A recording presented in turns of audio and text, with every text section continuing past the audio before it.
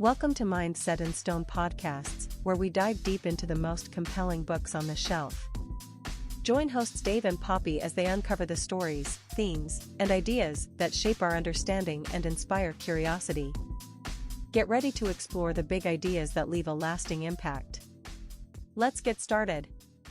Welcome to the Mind Set in Stone podcast. Hello, everyone.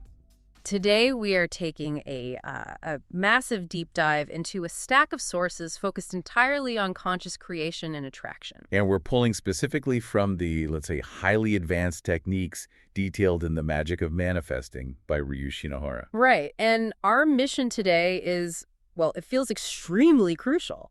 It is.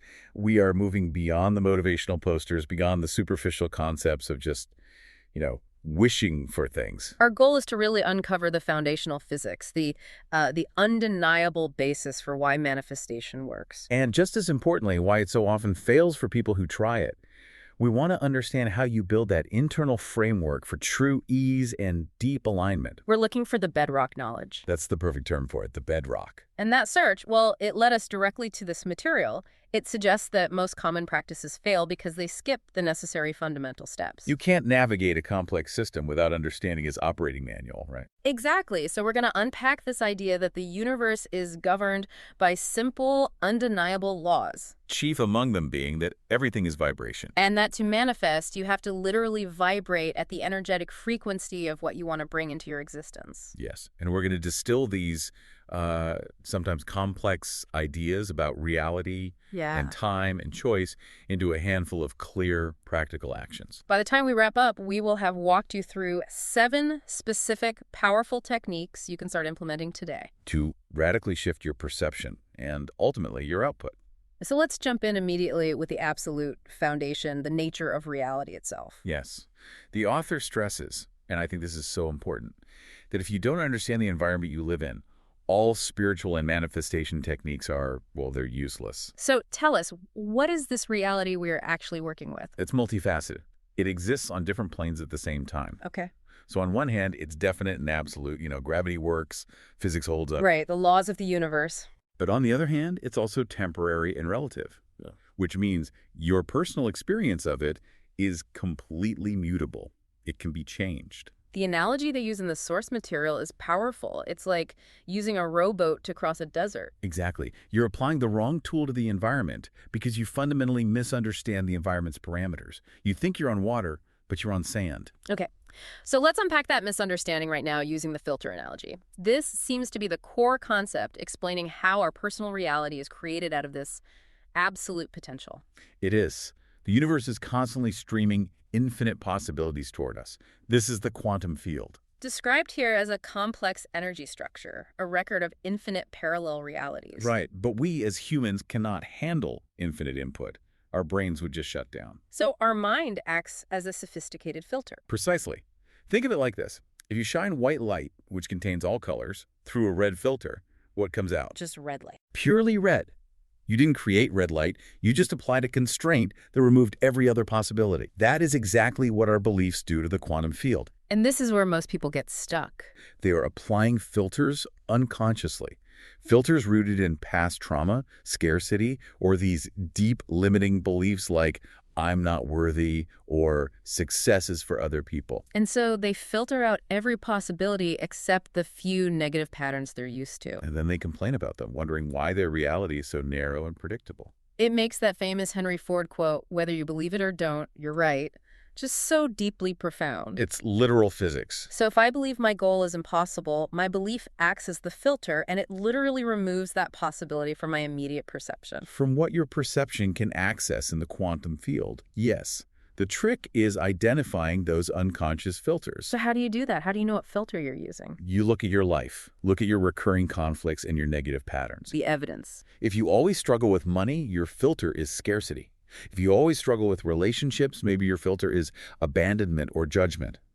Conscious creation is about deliberately changing the filter, the belief, to allow the reality you want to pass through the stream. Okay, so once we understand that our reality is filtered potential, we run headfirst into the second fundamental principle, the law of balance. And this one can be tough for people. The universe demands balance through polarity. Meaning? Light only exists because of darkness. Masculine requires feminine. Good requires obstacles, or what we perceive as evil. So obstacles aren't accidental misfortunes. Not at all. They are required to maintain existential balance. Wishing them away is futile because they are fundamental to the structure of reality itself. Wait a minute. If obstacles are required for balance, doesn't that mean that consciously manifesting a perfect obstacle-free life is actually impossible under this law? That's the critical paradox we have to address. And you've hit it right on the head. The goal isn't to remove the obstacle. The goal is to stop giving the obstacle your power. This is the definition of the middle path. If you fall into emotional extremes, overvaluing something either positively or negatively, you throw yourself out of equilibrium. Can you elaborate on overvaluing? Give us an example of how that pushes something away. Sure. Let's say you are obsessively, desperately focused on getting a specific job, not because of the work itself, but because of the status, the money, what you think it says about you. You're exaggerating its importance. Tremendously. That emotional imbalance creates a huge amount of vibrational resistance. Nature, through the law of balance, acts swiftly to remove that excess emotional importance and restore objectivity. By needing it so desperately, you literally push it away. And what about on the flip side? With something like excessive self-criticism? Same principle. If you are excessively critical of yourself, always dwelling on your flaws and failures, you're overvaluing the negative. Balancing forces will actually increase opportunities for you to stop that negative thinking, but your negativity blinds you to them. You just spiral down because you've magnified the importance of a negative thought. So the solution is radical objectivity. Precisely. Stop giving barriers undue importance. You have to accept that obstacles must exist, but you focus solely on the solution, the desired existence, rather than the wall. That's the middle path. It's the commitment to objectivity. You avoid attachment to either the desperate need for the positive outcome or the desperate resistance to the negative obstacle. That is the frequency of acceptance, which is the highest frequency for manifestation. This shift in perspective from fighting reality to accepting it, that brings us perfectly to the next section. The time trap. And here's where it gets really, really interesting, because this material argues that time, as we usually perceive it, is fundamentally an illusion. It's defined here as a mental construct, a psychological need for the ego, not a linear objective asset. So what's real? The only real measurable component of time is the present moment, the now. Our whole concept of linear time, past, present, future, was created simply to organize tasks, but the ego hijacked it. The source material is quick to point out that even our scientific model of time as a straight line fails at the quantum level. It does. At the quantum level, time effectively doesn't exist, and it gets warped, as Einstein proved with relativity. So if we reject the present moment by dwelling on a past mistake or worrying about a future event, we are, in effect, rejecting reality. And rejecting reality is the opposite of manifesting. Creation only ever happens in the now. So how exactly does the ego use time as its fuel? Well, it sustains itself by either propping itself up with exaggerated past glories or, far more commonly, by creating a hellish present moment using past events or future fears. Because the present moment doesn't have any of that drama. None. In the present, there's no victimhood narrative. There's no satisfaction story. When you align with presence, you just execute what needs to be done.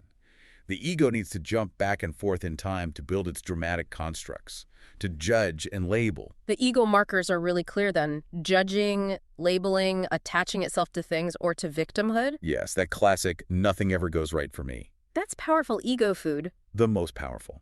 By directing your energy toward the wrongdoing or the lack, you intensify those obstacles through the equilibrium forces we just discussed. You just prolong the ego's control. So the key isn't to fight the ego. No, never. The key is to observe it with passive acceptance and just keep focusing on execution in the present moment. Since the ego wants this sticky negativity, we need a specific, practical tool to hijack that energy and build positive momentum instead. Absolutely. And this brings us to technique number 1 of 7, the sticky thoughts technique. This technique is brilliant because it uses the fact that thoughts naturally snowball and perpetuate themselves. We're just going to intentionally create a positive snowball. It requires some advanced preparation, right? It does. When you're calm, maybe first thing in the morning or after a walk, you visualize a short mental frame, just 4 to 10 seconds long, of your desired outcome. It has to be vivid and filled with the feeling of profound peace. Why only 4 to 10 seconds? Why so short? Because it needs to be short enough that you can recall it and repeat it effortlessly and frequently. You're building a new mental pathway, a positive, happy place. You fill it with sensory details, the smell of the success, the feeling of peace. The sound of the environment. You use that joy and peace to create positive emotional momentum. Then, when the inevitable negative thoughts become sticky and start to spin out of control, You deploy your countermeasure. You recall this deeply felt happy place. You use that established positive momentum to create a positive thought cycle, feeling lighter and calming your mind almost immediately. It's proactive programming for your mind. I love that. Now let's talk about the practical application of time with technique number 2, using clock time. Yes, we have to differentiate psychological time. That's the ego's fuel from clock time, which is the essential, useful tool for organization and productivity. Psychological time is why we're always saying, I wish I were there already, which just confirms that the present isn't good enough. Exactly. Clock time is how we ground ourselves in execution and in reality. So what's the application? How do we use it? It's very precise. You set your large, long-term goals, and you visualize them when you're resting or meditating. But when it's time to work, you use clock time to enforce presence. Like time blocking. Exactly. Set defined work blocks, say 45 minutes of deep focus, and then define rest periods. During that work block, you focus solely on execution now. This does 2 things then. It builds discipline. And, crucially, it ensures you don't reject reality. You're affirming that the current moment where you're executing the task is exactly where you need to be. You're not wishing you were in the future. Moving on from these mental traps, how do we navigate this infinite quantum reality? If logic is often not enough and the ego is misleading, what's our real navigational system? The answer is in the soul. We navigate by connecting to the soul, which, according to this material, has access to all parallel realities. It knows the consequences of our choices because it exists outside of linear time. And the soul communicates not through complex thoughts that the ego can hijack, But through emotions, that gut instinct, the nudge in your heart, that clear sense of inner knowing. So happiness and deep comfort after you make a choice is the soul saying, yes, this aligns with your highest self. And stress, sustained negativity, internal resistance. That's the soul warning you. It is seeing the consequences of this path, and it's saying, I don't recommend this. Intuition is inherent then. It's the language of alignment. It is. But when you choose the path of free will, especially when you're breaking old patterns, negative emotions created by the ego will surface. We can't just skip the discomfort. Right. You have to allow them to exist and fully feel them without prioritizing them or running from them. Yes, and this is what recruits our powerful human ability of adaptability. Resisting a negative emotion, trying to distract yourself or fight it, is like fighting fire with fire. It only delays the adaptation process. By fully feeling the resistance, you process it and you move through it so much faster. This idea of radical acceptance brings us right to technique number 3, becoming present with your emotions.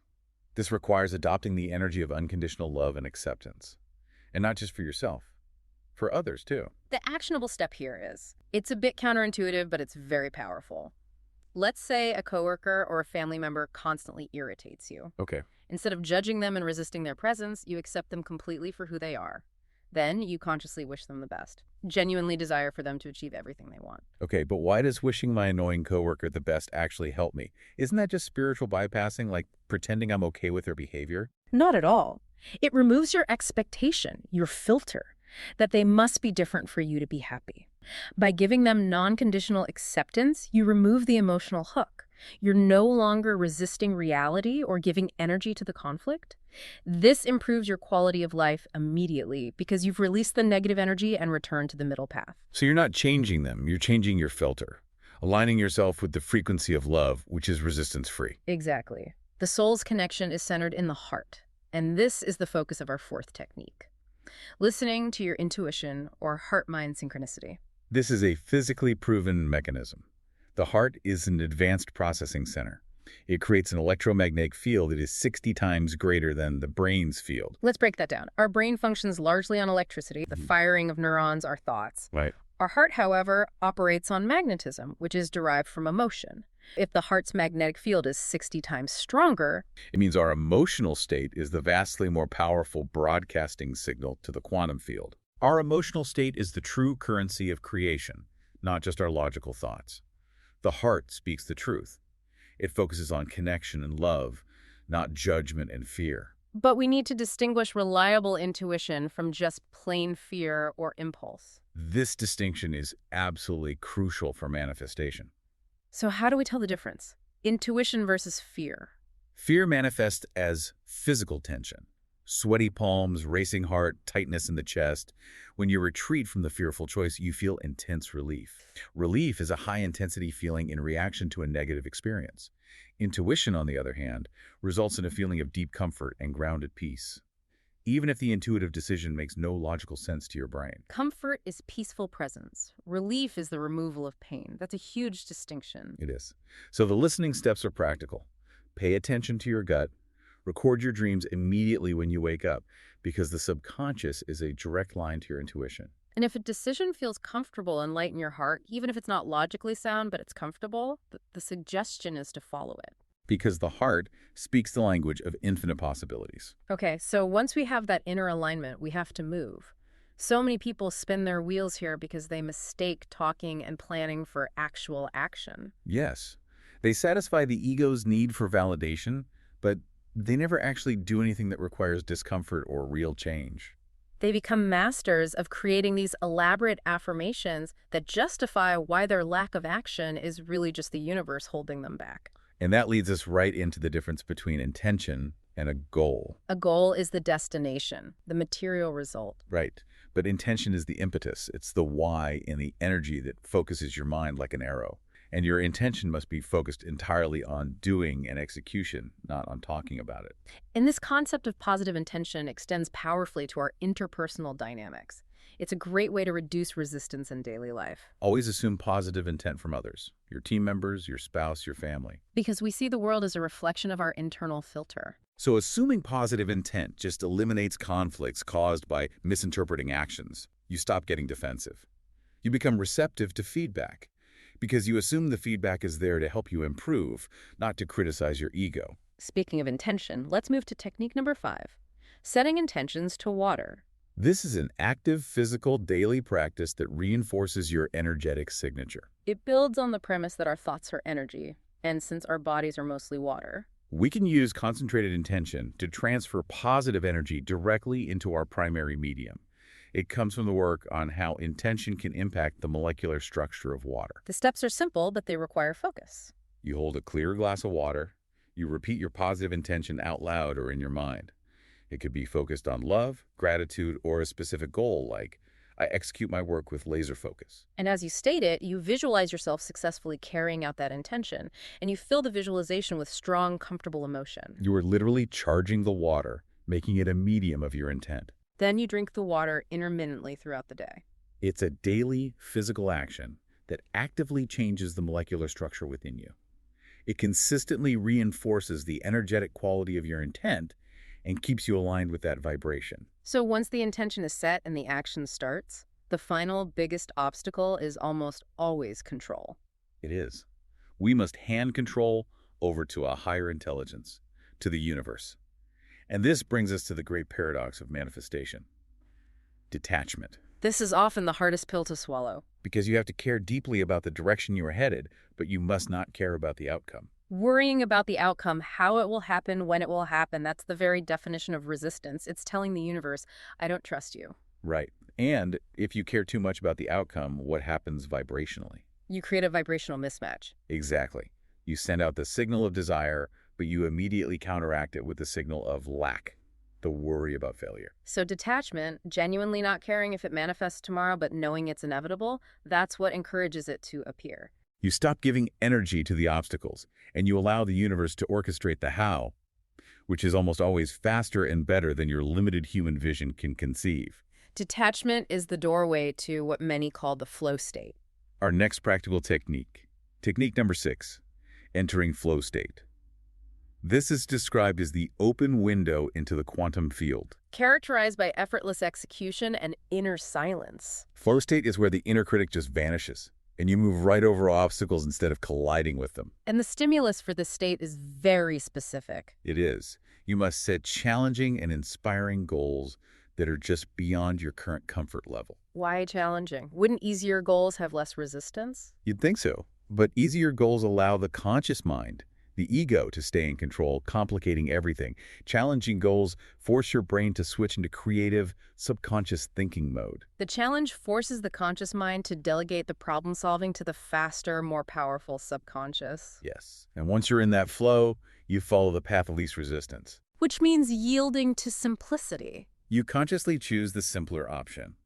And note, simpler does not mean easier. It means the path that requires the least mental complication and resistance. The ego loves to complicate things to prove how smart it is. The subconscious knows the simplest route is the shortest route to the goal. Okay, let's pivot now to a major area of focus for so many people: wealth and abundance, and specifically dismantling the scarcity mindset. We have to immediately dismantle the myth that more money equals more happiness. The source material is adamant on this. Chasing additional money beyond that $70,000 to $80,000 baseline needed for basic security and comfort is just chasing pleasure, not happiness. And this is where the law of diminishing returns is inescapable. It's illustrated perfectly with the 6 scoops of ice cream analogy. Right, that first scoop on a hot day is pure ecstasy. That's pleasure. But by the 6th scoop, you are physically sick of it. Pleasure is mercurial. It's temporary. It's subject to diminishing returns. You constantly need more to feel the same amount of good. Happiness, in contrast, is qualitative. It's your base level of existence, dependent on deep love and security. And wealth itself is qualitative happiness, joy, purpose, and quantitative experiences, education, fitness. Money is just the neutral tool for comfort. When we confuse the chase for pleasure with the creation of wealth, we create these profound imbalances that cause our subconscious to actually push money away. So how do we shift our filter from scarcity to abundance? The most powerful way is through generosity and gratitude. Generosity is the practice of giving without any expectation of reciprocation. This act is a deep internal declaration to the universe that you are already prosperous, that you can afford to improve someone else's life. And the rule is to focus on feeling good when you give. Yes, that feeling of goodness, that positive resonance is the magnetic frequency that attracts positive energy back to you, often tenfold, reinforcing the truth that you are already abundant. Alongside generosity, we have to talk about the disciplined use of imagination. This is huge. Your brain cannot tell the difference between what is real and what is powerfully imagined. This makes imagination the ultimate creator's tool, not just for idle daydreaming. The shift is in using the anxiety mechanism in reverse. What do you mean by that? Well, if negative imagination, worrying endlessly about things that haven't happened, causes real sadness and anxiety, Then positive, intentional visualization causes real joy and belief. It installs the new reality within your consciousness before it manifests physically. And this brings us to our final combined technique, number 7, meditation and visualization with emotion. This practice combines focus and multisensory creation for exponential results. First, we have to focus the mind's energy, which is why the source provides the focused meditation technique. You set aside 5 minutes a day, you practice breath counting up to 20, and then immediately back down to 1. If you're distracted by any thought or image, and you have to be ruthless here, you reset the count back to 1. It is a challenging exercise, but it dramatically increases your ability to focus your mind's energy. Visualization is useless if your mental energy is scattered everywhere. And once you're focused, you apply multisensory visualization. You build your future picture with all the material and emotional elements, but you infuse it with deep sensory data. What do you smell in that new office? What does the leather seat feel like? What sound does your partner's voice make when they congratulate you? And most crucially, what is the emotional feeling?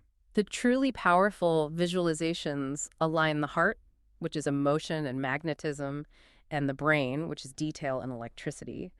You are creating a memory of the future, telling your subconscious that this is already a done deal. We've covered the physics, the time traps, the tools, the frequency of wealth. But we need to end with one crucial psychological block that holds so many people back. The Jonah complex. This is the deep-seated fear of your own potential. The story of Jonah is about resisting one's purpose because of your own preconceived ideas or comparing your current flaws to some perceived perfection. Jonah resisted his grand calling because he thought he knew better, or that he wasn't worthy of the task. And we see this every single day. People downsize their goals because they compare their flawed current self to the massive perfection of their true purpose. They literally run away from the sheer grandeur of what they were meant to be. So the message is, Stop running away from who you were meant to be. Your purpose scares you precisely because of how grand it is. But pursuing it is the only way to be fully alive and distribute your unique gift to the world. Your purpose is a mission, a gift. Resisting it is resisting the flow. This has been a masterclass in conscious creation. We've moved from abstract concepts to deep daily discipline. Let's summarize the foundation we built and the 7 tools we gained. We've established 3 core foundational insights.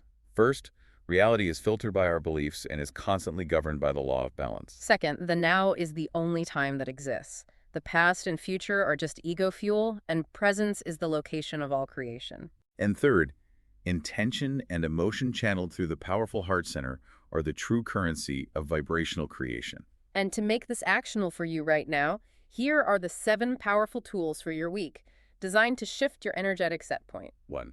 The sticky thoughts technique, to use advanced preparation and positive emotional momentum against negative spirals. 2.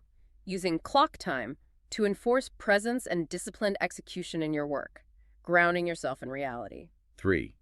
Becoming present with your emotions through radical acceptance, specifically practicing unconditional love toward those who irritate you, which removes your own resistance. 4.